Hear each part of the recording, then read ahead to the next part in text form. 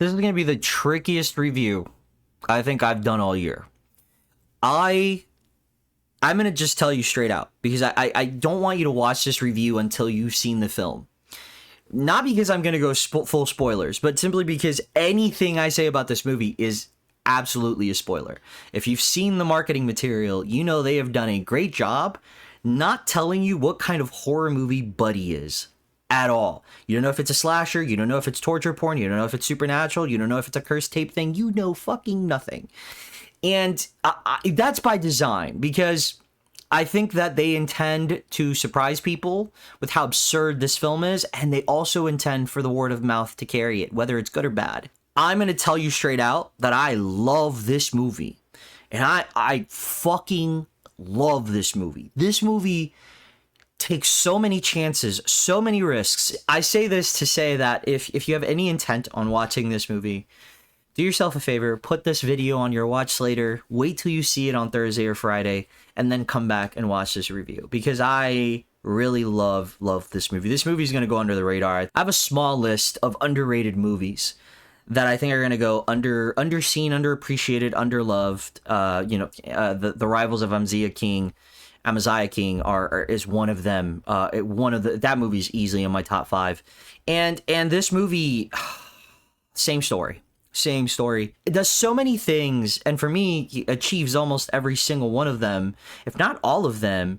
But I don't think this movie is meant to be something that clicks forever, because it really is. It's from Casper Kelly, and if you know anything about Casper Kelly, he's the writer of Mandy, that badass horror, cosmic horror, action thriller with Nicolas Cage. He also directed a segment on VHS Halloween called Fun Size. It is a movie that is distinct, it is different, it is specific, it is niche, and if you love Mandy, you'll like this. You liked the Fun Size segment, you'll like this. If you are a millennial that grew up on these TV shows that you thought are now kind of creepy and wonder why the fuck your parents put you in front of the TV to watch them, this is for you. Watch it, then come back to this video. If you don't care, I'm going to do the best that I can to give you an opinion where I don't spoil everything, but literally, because the teasers are so minimal, anything I say about this movie is considered a spoiler. Because again, the teaser doesn't show you anything except a few seconds of some of the episodes that you see in this movie. It's wholly fixated on that word of mouth is what's going to carry this movie. And I think that the unseen scream buzz is going to do a lot for this movie. But I'm here to write the path forward, because I want this movie to do good. I want this movie to do so fucking well. One of my favorite movies of all time is Trick or Treat, obviously. And Sam is one of, if not my favorite sort of slasher icon. I think that he is quite literally the epitome of everything that Halloween tradition is and horror is, and the fact that he torments people who don't respect tradition is like it's just the most pure Halloween thing ever, right? And so, but it took one movie for him to become iconic. It took one movie for him to have a cult following. It took one movie for him to get fucking the life-size figurines of him that I plan on getting. I still haven't, the dolls.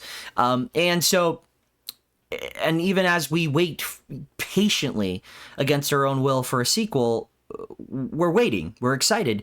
And this Fun Size, I'm telling you right now, this has icon levels of notoriety waiting to be out there, okay? Because this character is not necessarily taking from other classic villains, right? It's not like Jester, when the Jester was trying to sort of do its version of Art the Clown. It's not, and Art the Clown in a lot of ways is kind of like Freddy Krueger, and it's not Dolly trying to do Leatherface. Now, granted, I loved Dolly. I thought Dolly was a great horror film. It was very underrated. It was weird. And again, what horror is supposed to be is not something that is always mainstream. It's not supposed to impress everybody. Horror a lot is like rock and roll. It's like metal music, right? It's rebellious and it's very specific. You're not supposed to like every metal song. If you like rock, you might not like metal. There's a distinction there. This movie creates a fine distinction in that metal rock. Like, it's very distinct. Let me tell you a little bit what the story is about. There will be spoilers, so be warned. But I'll do my best. There is a huge twist that I will not touch on at all. The movie follows a group of kids that are seemingly stuck in a child's TV show. very much like Barney. You have a unicorn. His name is Buddy. Well, hi, kids.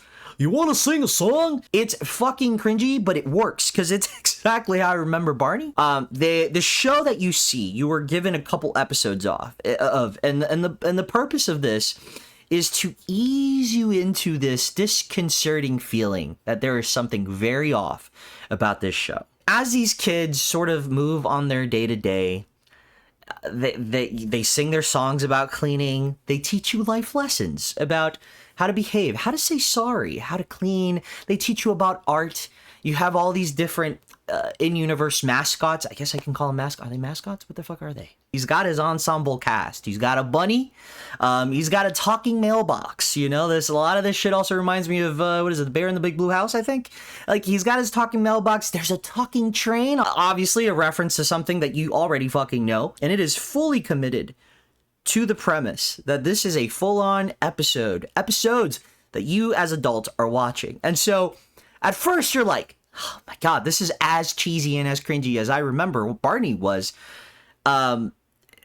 You know, and I mean, as we realized growing up, just how cheesy those things were, right? But it's also unsettling in the same way that we now realize and think to ourselves, like, yeah, there's a grown man in there. And sure enough, well, they realize that Buddy is not, in fact, as Buddy as you think he is. Buddy's an interesting character. Buddy has problems deep down, and you start seeing them little by little until inevitably we see Buddy crack.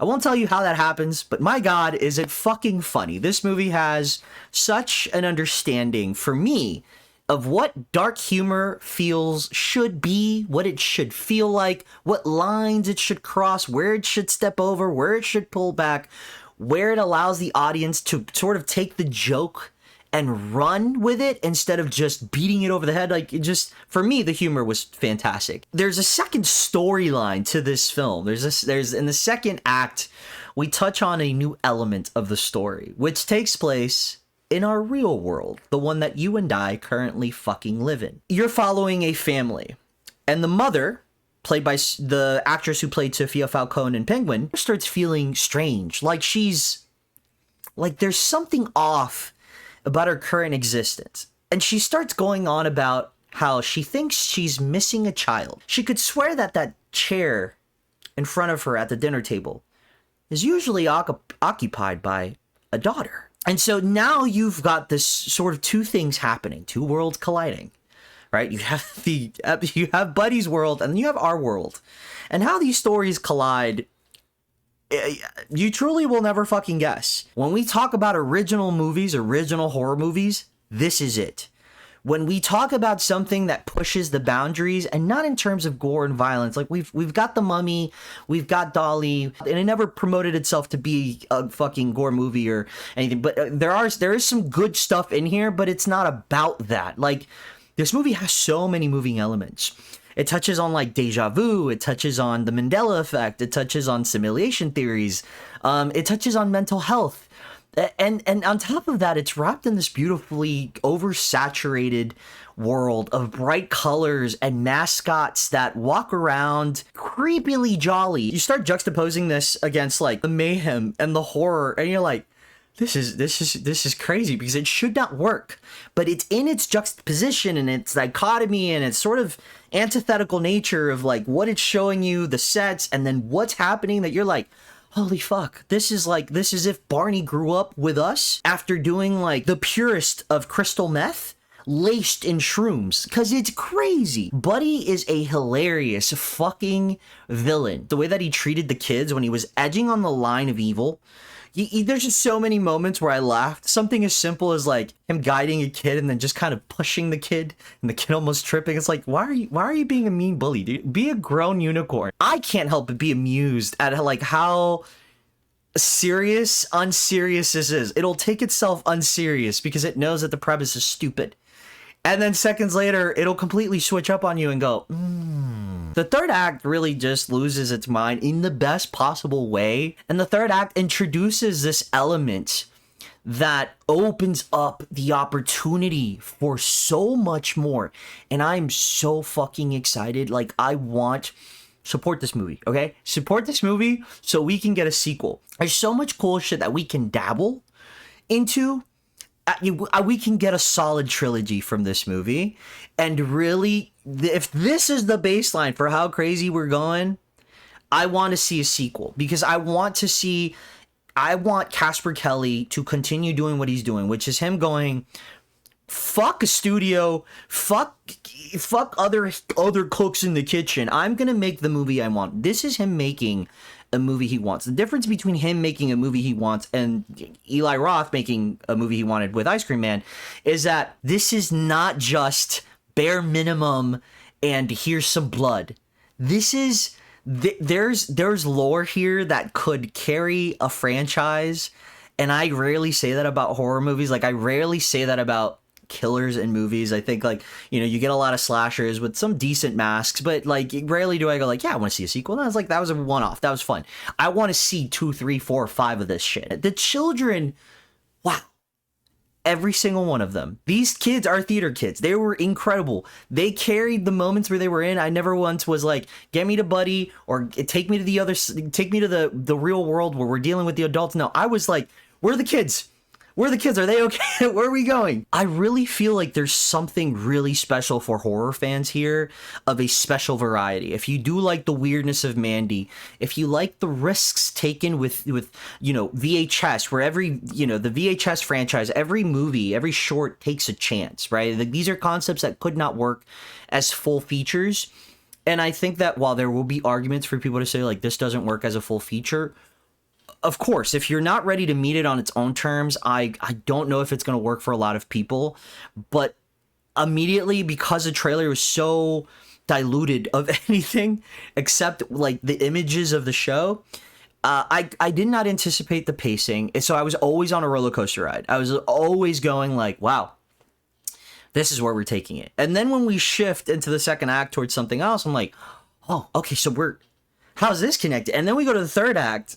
And then it clashes, it builds, it bridges both of these acts together and gives us a crazy third act with a reveal and a cliffhanger that absolutely, and again, for the purpose of not spoiling anything, I'm not going to get into it, but I'm absolutely doing another video where we talk about where this could go, because I have so many theories, so many ideas. And granted, I might overhype the sequel for myself and might not touch on any of this, but I feel like it's almost too obvious. From all that, I've basically written the script for Buddy 2.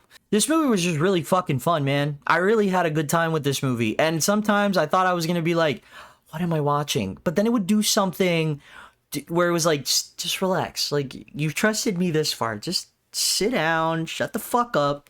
Let me finish the scene. And then I go, okay. If there was anything that I thought might have been meandering, is that there's a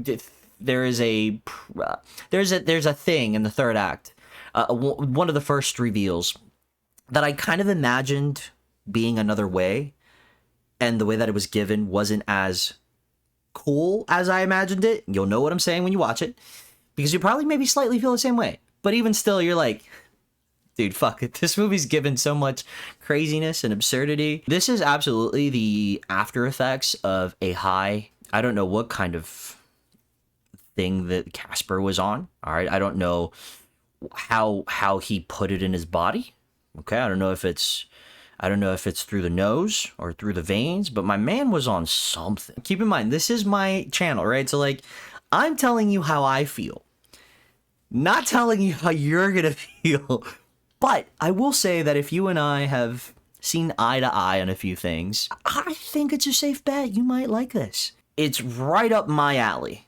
So, and again, keep in mind, I'm the guy that liked Passengers, so I know that most people hate that movie. I thought it was a fucking fun time. All right, anyway, I'm gonna fuck off before, like, I start talking like Barney. Thank you guys for showing up. The next review is Colony, and we all know how excited I am about that bitch. Amziah King, Buddy, and Colony. If they hit, August has been pretty gold. Now, granted, I did say a couple days ago that I've been Hellcat and whatever I watched before that did not hit. But nonetheless, I'm on a high again. I'm feeling high. My arms are spread open because I'm flying. And as always, remember, I'll see you at the movies. I'll be wearing a trench coat.